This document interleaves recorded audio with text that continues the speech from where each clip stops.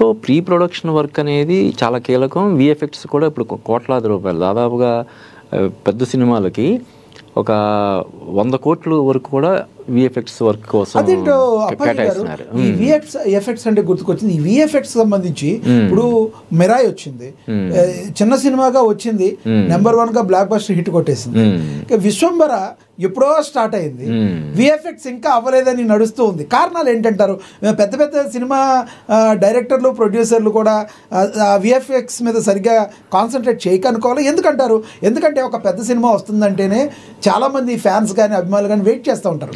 కాబట్టి మిమ్మల్ని అడుగుతున్న క్వశ్చన్ అంటే విఎఫ్ఎక్స్ అనేది ఇప్పుడు ఏదైనా ఒక షెడ్యూల్ అనుకోండి, ఒక సినిమా షెడ్యూల్, ఒక పాట 2 రోజుల్లోనూ 3 రోజుల్లోనూ లేదంటే 10 రోజుల్లోనూ ప్లాన్ చేసుకుంటారు. ప్లాన్ ప్రకారం ఒక రోజు ముందు కానీ ఒక రోజు ఇంకా ఇదిగా కానీ జరిగిపోయే అవకాశం ఉంటుంది. కానీ విఎఫ్ఎక్స్ అనేది ఉదాహరణకి కేవలం ఒక 10 సెకండ్లో లేదంటే ఒక 20 సెకండ్లో ఉన్నటువంటి విఎఫ్ఎక్స్తో కూడినటువంటి సీక్వెన్స్ చేయడానికి అది 10 రోజులు పట్టవచ్చు, ఒక్కొక్కసారి 50 రోజులు పట్టవచ్చు. అది తెలియదు అనమాట. దాన్ని అంచనా వేయడంలో ఇప్పుడు ఉదాహరణకి హరిహర వీరమల్లు సినిమా 1కి 10 సార్లు, దాదాపుగా అది 13 సార్లు వాయిదా పడి ఫైనల్గా ప్రేక్షకుల ముందుకు వచ్చింది.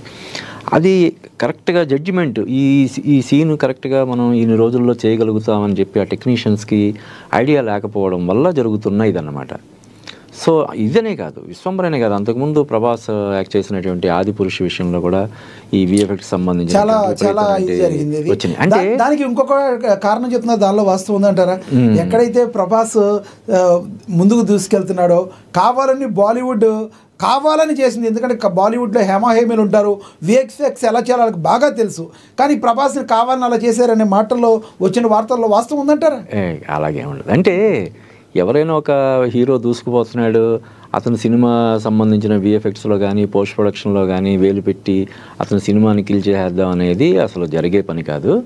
అంటే ప్రభాస్ ఏమైనా చిన్న హీరో అయ్యి ఉంటే అటువంటి అలా చేసే దుస్సాహసం ఎవరైనా చేస్తారేమో. ప్రభాసే డైరెక్ట్గా అవసరమైతే అమిత్ షాకి, నరేంద్ర మోడీకి ఫోన్ చేసి మాట్లాడే రేంజ్లో ఉన్న ప్రభాస్ తోటి అటువంటి ఇది పెట్టుకుంటారని మనం అసలు ఊహించడానికి లేదు. కొన్ని ఏంటంటే ఇప్పుడు అంతకుముందు ఆ డైరెక్టర్ తీసిన సినిమా చాలా విజయవంతం అయినాయి, ఓం రావత్ అనే అతను.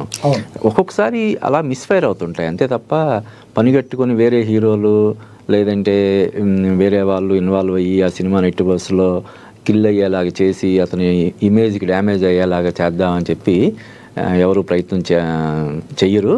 చేయడానికి కూడా అవకాశాలు లేవు అలాగా. మరి అంటే మరీ అంత దారుణంగా ఆలోచించే ఇది ఉన్న వాళ్ళు కూడా ఇప్పుడు ఆ సినిమా ఫ్లాప్ అవ్వడం వల్ల ఎవరికి ఆ హీరోలకైనా ప్రయోజనం కలుగుతుందా? వేరే హీరోలకు కానీ వేరే నిర్మాతలకు కానీ ప్రయోజనం ఏం చేకూరదు కదా. వీళ్ళకి నష్టం వస్తుంది తప్ప వాళ్ళకి లాభం ఏమి ఉండదు.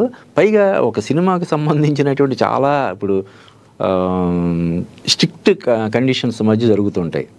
బయట వాళ్ళకి యాక్సెస్ లేకుండా ఎవరు అటువంటివి చేస్తే ఆ సినిమాతో అసోసియేట్ అయినటువంటి ఆ టెక్నీషియన్సే అలా చేయాలి. కానీ అంత నీచత్వానికి ఏ టెక్నీషియన్ కూడా ఒడిగట్టడు.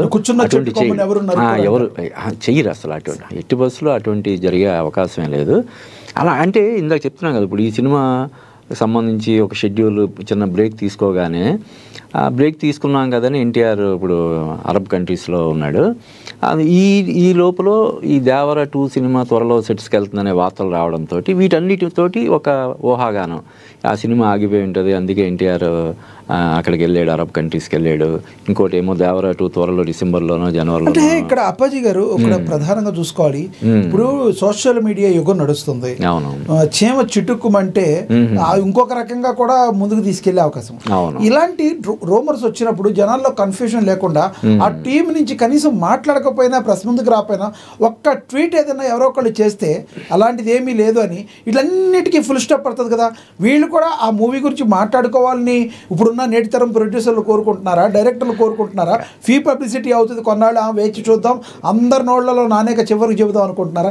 ఏం జరుగుతుంది అంటారు? అంటే ఇటువంటి విషయాల మీద వాళ్ళు స్పందించడం అంటే లేనిపోని దానికి వాళ్ళు ఎక్కువ ప్రాధాన్యత ఇచ్చినట్టు అవుతుంది. అసలు అందులో ఏమీ లేనప్పుడు ఏదైనా ఉంటే వాళ్ళు ఉలిక్కిపడి దాన్ని ఖండన ప్రకటన అటువంటిది ఏదైనా చేస్తారు. ఏమీ లేకుండానే ఊరికనే సరదాగా కాలక్షేపం కోసం లేకపోతే ఇంకో దానికోసం ఈ ప్రచారాలను తెర మీదకి రావడాన్ని వాళ్ళు ముందుకు వచ్చి అంగీకార సూచకం అంటారు కదా, వాళ్ళు అలా మౌనంగా ఉంటే అది అంగీకారం అంటే అలా అయితే ఏం చేస్తారంటే ప్రతిదో ఇప్పుడు ఆ సినిమాలో పలానా ఇప్పుడు రుక్మిణి వసంతం తీసి వేరే వాళ్ళని పెట్టారని చెప్పి ఒక వార్త తీసుకొస్తారు. అప్పుడు మళ్ళీ వాళ్ళు వచ్చి ఖండించాలా? ప్రశాంత్ నీళ్ళని తీసేసి ఇంకొకరిని ఎవరినో పెట్టారని చెప్పి అంటారు. కాకపోతే ఏంటంటే ఇందాక చెప్పా కదా, ఒకటి ఎన్టీఆర్ విదేశాలు వెళ్ళడం,